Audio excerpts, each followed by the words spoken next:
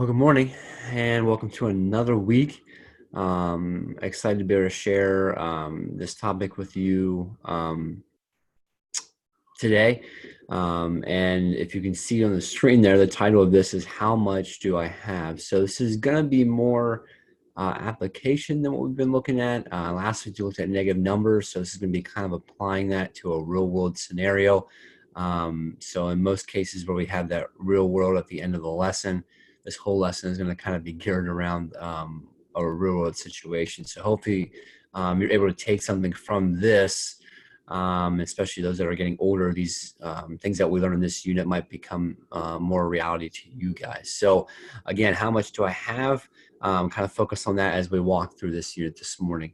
And the learning target, like always, is I can apply my understanding of adding and subtracting negative numbers to a real life scenario. So just like with everything that we do, we try to be able to apply it to the real world around us.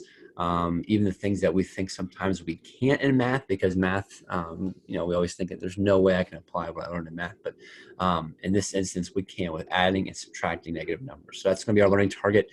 By the end of the lesson, you should be able to say that statement with confidence and clarity. So here's some three words. If you open up your checkpoint in the engage section, like we always have, I give you a spot there to kind of write your explanation of what you think these words mean. Overdrawn, deposit, and withdrawal. So just take a minute, go to your engage section of that sheet and see if you can come up what you think these words are. And it can be anything. It can be whatever comes to mind, or just guess the best that you can. So take a minute here, pause the video, and go fill that out. So hopefully you were able to fill out those three words and understand. Maybe if you didn't understand what they mean, you put something down, and hopefully by the end of this lesson, you can kind of go back and be able to fill those in correctly. And when we talk about the word overdrawn, deposit, and withdrawal, these three words kind of gear around a bank. All right, so there's things happening here, and when we talk about the word overdrawn, we talk about your account in the negative, right? So there's no more positive. You spent too much money, and now your account's in the negative. When we talk about the word deposit, it's pretty much you giving the bank the money that you have through a job or anything like that, and that's usually positive, right? We're adding money, and then a withdrawal is you taking money from your account. So again, you have money, you take it from the bank. And again, that's more negative or more subtracting. So what do I already know? Well, you already know a couple of things here. You know the integer number line, you know that negatives go to the left or the positive is to the right. And then as we, if we're starting in the positive and we take things away, we move to the left. And if we're in the negative and we add things to that, we move to the right. And then to the right of the screen, you see the cheat sheet. And hopefully you continue to use this cheat sheet. It teaches you how to add integers and subtract integers, some key points to remember. And again, the goal of that cheat sheet is to get to that adding side. So if you're subtracting, you want to get to the adding. And if you're adding, you're already there. So hopefully these two things you already know and continue to use as we walk through this unit. Again, a bank. And when we talk about a bank, banks are everywhere. You will use the bank as you get older. You might already use the bank, which is kind of awesome if you do. So again, you might be familiar with what we're talking about today, but this is all centered around some kind of banking and how banks use math in all different sorts of ways in the different words that we use. Now we're going to focus on those words that we did, and there's a lot more to banking, but we're going to kind of focus on those using the idea of adding and subtracting integers in our thinking. And again, I kind of talked about those important words. We talk about deposit, kind of adding positive, and some words you might hear or might see is the word refund, credit, job check, or any kind of like thing that you're putting into the bank. You're adding it to it. So you're adding to your existing account. You're putting it into the positive. You're giving money to the bank. Withdrawal, again, is subtracting or negative. It's, we could be writing checks, taking money from the bank. We look at an ATM, we pull money out, we withdraw cash. You might see your parents withdraw it from an ATM. That's taking money from your account. So again, that's subtracting or kind of in the negative.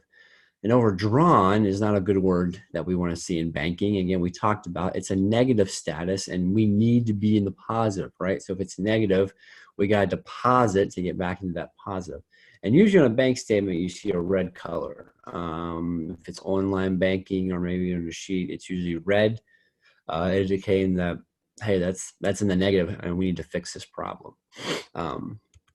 So here's a couple of examples that we're going to look at just to kind of get you involved in this a little bit. And again, it's just to kind of get you used to some of the wording that we use. But again, it's applying, adding, and subtracting integers to this idea of banking. So in that first example, we see that Claire has $54 in her bank account.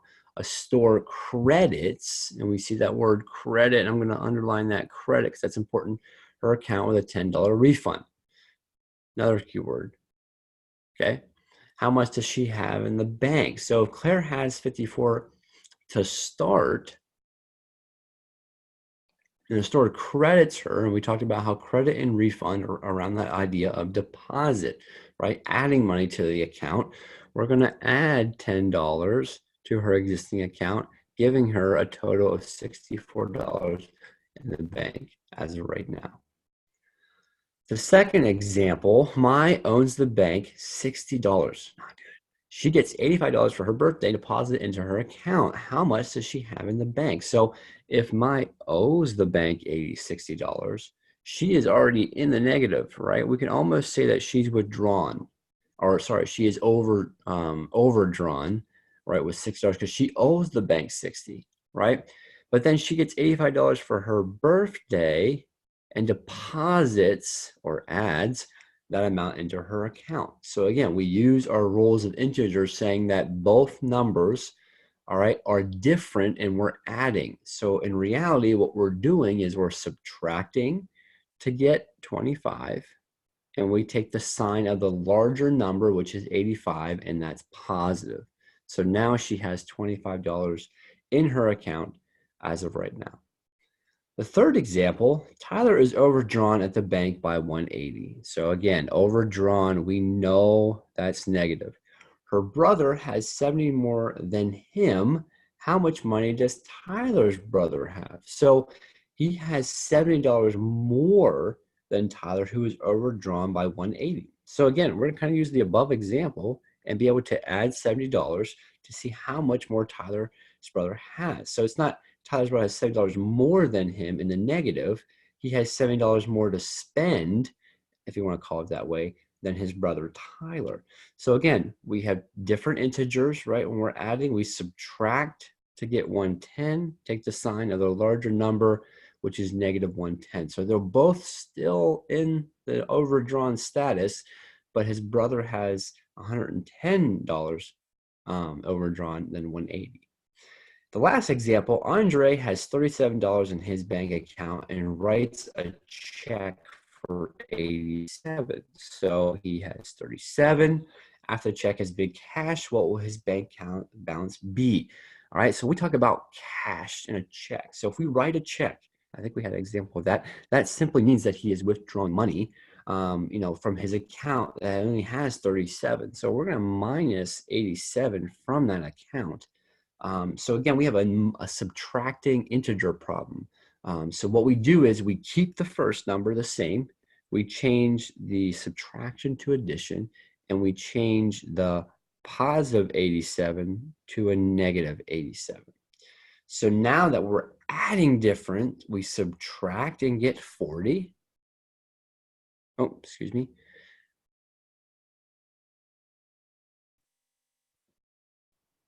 50. And take the sign of a larger number, which is negative. So after he cashes his check, he is now in the negative or overdrawn $50 in his account.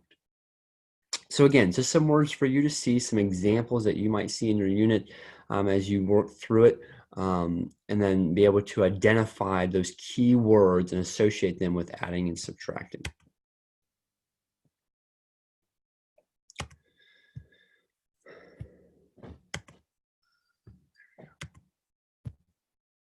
Okay, So again, in the week, what should I be focusing on? So again, we're back to that week view with our lesson plan. Again, it's the explore, explain, evaluate, elaborate, and express. And we've done this already a couple weeks now, and you kind of are getting into it. But again, the explore section is for you to explore different resources.